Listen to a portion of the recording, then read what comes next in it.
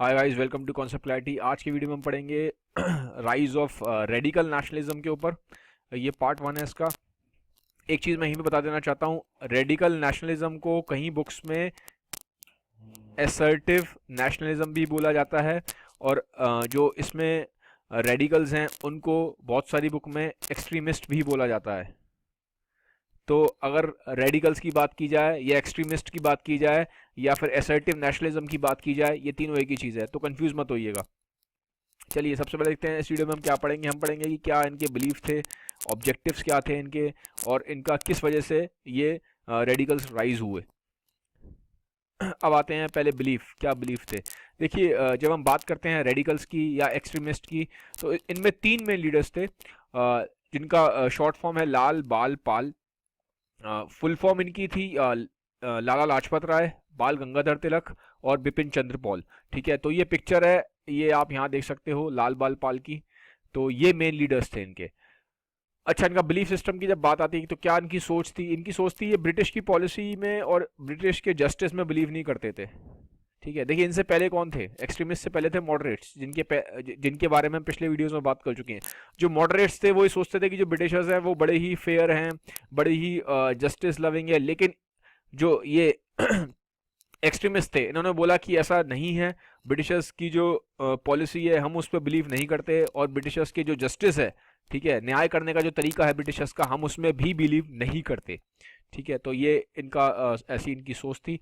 फिर है ना, ये इंग्लिश के जो इंस्टीट्यूशंस थे, अंग्रेजों ने जो स्कूल कॉलेजेस वगैरह खोले थे, उसमें भी इनका बिलीफ नहीं था। और ये रिलीजन को, स्पेशली हिंदुज्म को, काफ़ी इंपॉर्टेंट पार्ट मानते थे नेशनलिज्म का। फिर जैसा कि मैंने पहले ही बताया, जो मॉडरेट्स थे उनका जो मूवमेंट था वो खाली एजुकेटेड इंडियंस के बीच में ही रिस्ट्रिक्टेड था।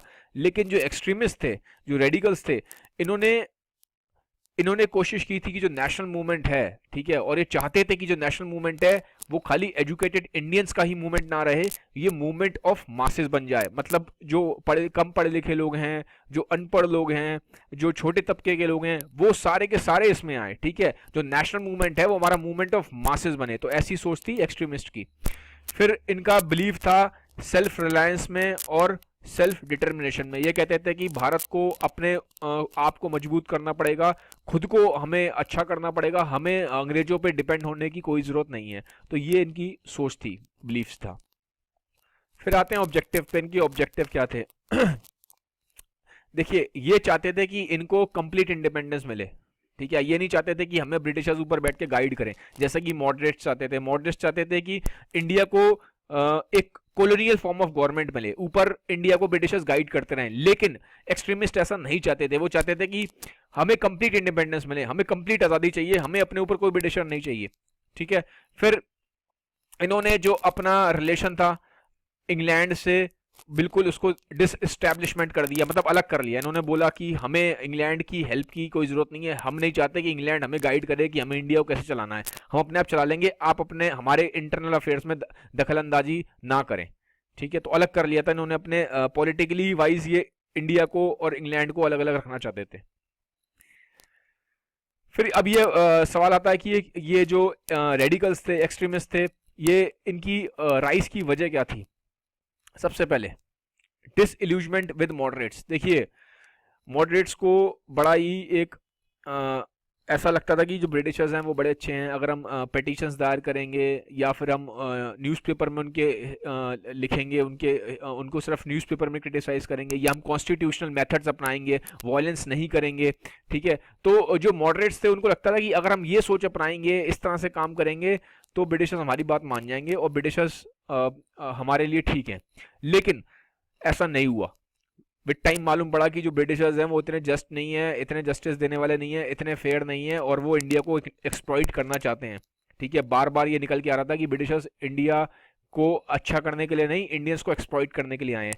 तो बड़ा ही एक जो आइडियोलॉजी थी मॉडरेट्स की, उसको एक धक्का लगा। ठीक है, तो इसलिए इसको बोला जाता है डिसइल्यूजमेंट हुआ विद मॉडरेट्स। लोगों का जो बिलीफ था धीमे धीमे कम होना शुरू हुआ, होने लगा कि मॉडरेट जिस तरीके से काम कर रहे हैं, इंडिया को ऐसे आज़ादी नहीं मिल पाएगी, इंडिया का बेटरमेंट नहीं हो पाएगा।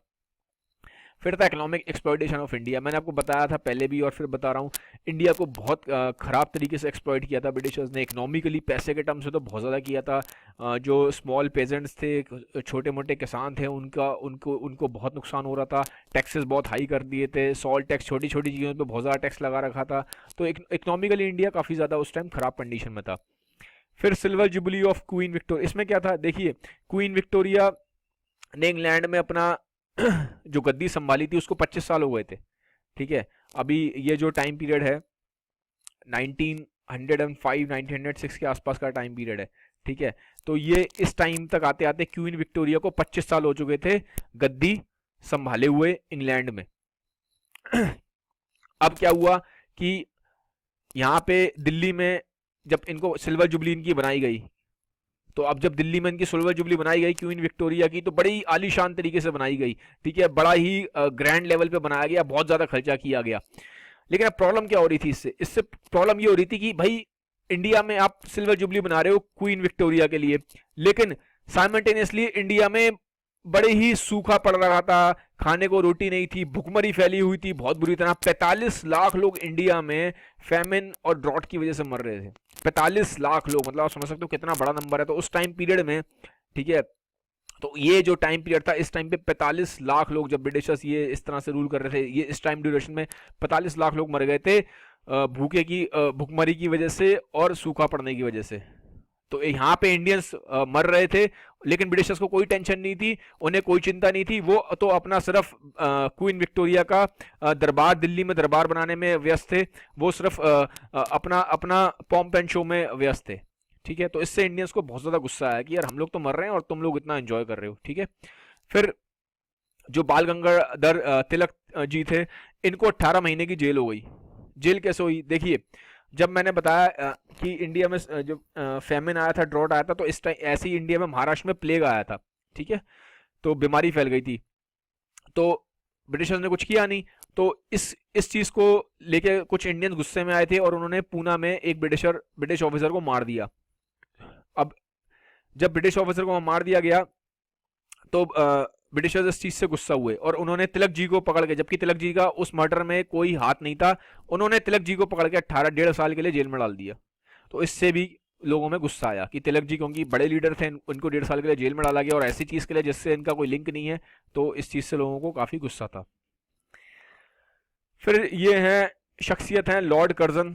ठीक है, इनकी जो पॉलिसी थी बड़ी ही रिप्रेसिव थी, बड़ी ही बैकवर्ड थी और इंडियंस के लिए बहुत ज़्यादा नुकसान वाली पॉलिसीज थी।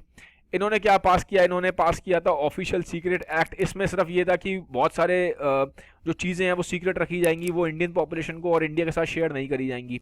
इंडियन यूनिवर्सिटी एक्ट क्या था, ये भी इन्होंने पास किया। इसमें यह था कि जो यूनिवर्सिटीज़ हैं उनकी इंटरनल इंडिपेंडेंस कुछ हद तक हम छीन लेंगे। अब यूनिवर्सिटीज़ अपने हिसाब से काम नहीं कर सकती, तो फ्रीडम में इनकी एक, इंडिया की यूनिवर्सिटीज़ में इन्होंने एक बैरियर लगाया इस एक्ट के तहत। फिर सेडिशन एक्ट पास किया। सेडिशन एक्ट में क्या था कि आप गवर्नमेंट के खिलाफ कुछ बोल नहीं सकते, न्यूज़पेपर में लिख नहीं सकते, गवर्नमेंट के लिए कि जरा सा भी आप गवर्नमेंट को लेके ऑफेंसिव नहीं हो सकते। अगर आप जैसा भी ऐसा भी कोई भी करता है तो उसको पकड़ के सजा दी जाएगी, जेल में डाल दिया जाएगा। ठीक है, तो इस तरह के इन्होंने एक्ट पास किए। तो बड़ी ही रिप्रेसिव पॉलिसीज थी, बड़े ही ख़राब इनके एक्ट थे। फिर इन्होंने सबसे बड़ा जो प्रॉब्लम वाली जड़ थी, partition of Bengal. Partition of Bengal इन्होंने कर दिया था और पार्टीशन ऑफ बंगाल पूरा का पूरा इनकी सोच थी इंडिया को रिलीजन के बेसिस पे डिवाइड करने की, डिवाइड एंड रूल की पॉलिसी इन्होंने चलाई थी। तो ये इनकी पूरी सोच थी बंगाल को डिवाइड करके। कैसे किया था देखिए, बंगाल में जो वेस्ट बंगाल है इसको उन्होंने बोला था इस साइड पे हिंदूज रहेंगे, ठीक है, और ईस्ट बंगाल में इन्होंने बोला कि मुस्लिम्स रहेंगे। ठीक है, तो इन्होंने इस तरीके से अगर आप देखेंगे तो बंगाल को डिवाइड किया रिलीजन के बेस पे, इंडियंस में फूट पैदा करी डिवाइड एंड रूल की पॉलिसी से।